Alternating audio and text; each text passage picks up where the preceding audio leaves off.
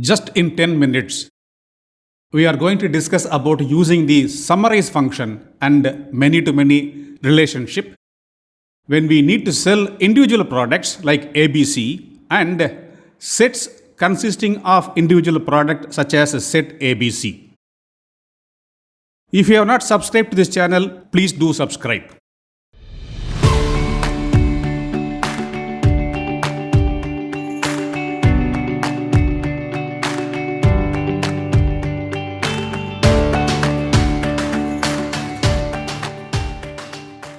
This is the scenario. A company sells 4 different products such as product A, product B, product C and product D.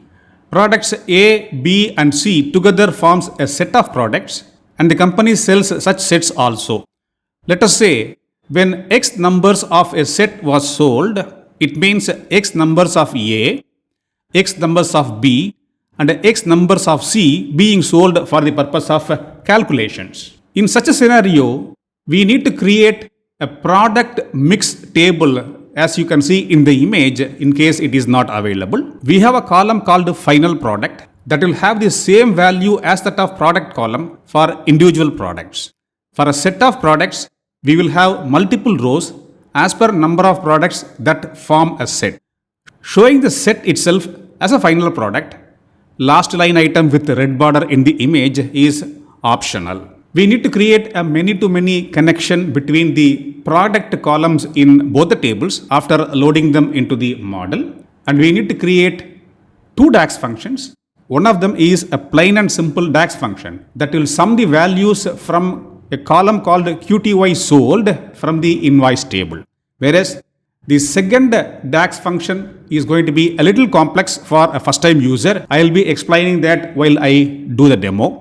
And a note on summarize function which we are going to use is very simple. It returns a summary table for the requested totals over a set of groups. I have a table called Asia in an Excel sheet that has been already available in my Power Query editor waiting for my instructions. I don't want to load the entire data into the model. Rather, I want to create a summarized table in which I want to see the name of country along with the total profit for that particular country. I do have a column called profit. To create a summarized table through Power Query editor, I am going to click on the transform section in the ribbon and then I am going to click on group by. There are 2 options here, basic and advanced.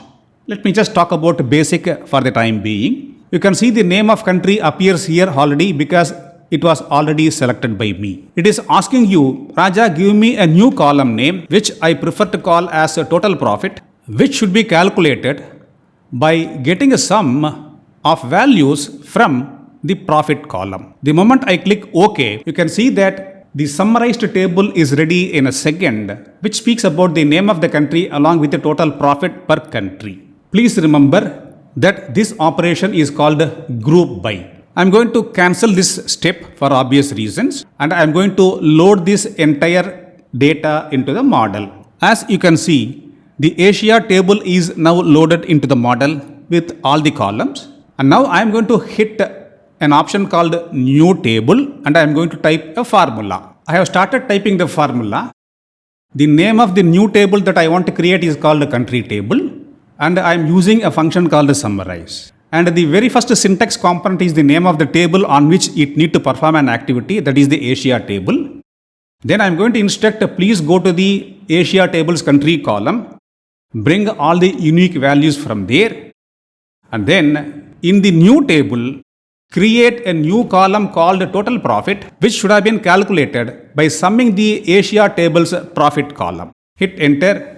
And you are now getting the same results which you saw in the Power Query editor using the group by option. So this should give you an idea that the Dax function called summarize is essentially doing a group by option, creates a new column and then add the values from a given column in the given table and populates the same for the view of the user.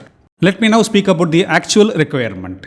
I have a table called invoice in which the transactions are recorded. I do have another table called my product mix. Both of them were already loaded into the model and as informed earlier, The product column from both the tables were connected using the many-to-many option. In the invoice table, I am creating a very simple DAX measure as you can see in the screen, which is doing nothing other than going to the invoice table, reaching the QTY sold column and then sum all the values in that column and then keep that in the memory in the name called QTY underscore IND, which means for individual products. I have created a table visual in which I am calling for the final product column from my product mix table and then calling the newly created measure called QTY underscore individual from the invoice table. And I do get a result like this. Let me take a snapshot of this using the snipping tool and take it to my Excel sheet for comparison. I'm trying to make a comparison here. How many items of A were sold? I can see here A is being sold. This is 500. Again, another A is sold somewhere here 250. That gives me a total of 750. But I could see 1750. That is because when set ABC is sold 500 here, again set ABC is sold 500 here, that accounts for another 500 plus 500 for item A, and this value looks to be perfectly correct and the rest of the values are also correct. The only problem is when you try to look at the total column, there is some issue. I am now creating a new measure in the name called QTY underscore sold, in which I am using the SUMX function, within which the summarize function is being used, about which I have already explained.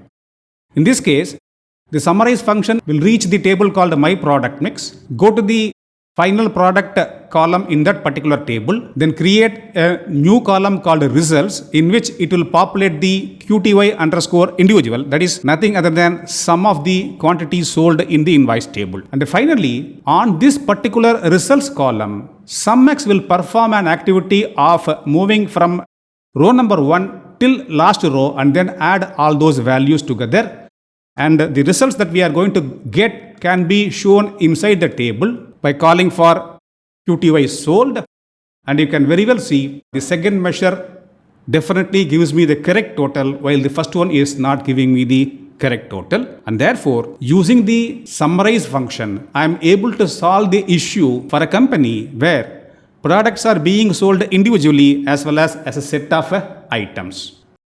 And finally, if your business don't need the set of items sold to be shown in the results, you can very well delete that in the product mix table, and then you can refresh your results in the Power BI file, and you can now exactly see how many items A were sold, B were sold, C were sold, and so on. And the second measure that was using summarize function gives the correct total.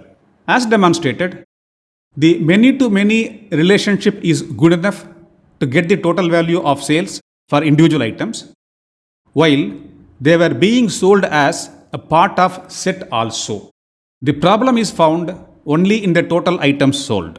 When you need to show the value in a card visual, the error will be glaring. To manage this issue, we are using summarize function that returns a summary table. Last but not the least, we use the SUMX function to add the values from the given column in the summary table that was returned by the summarize function.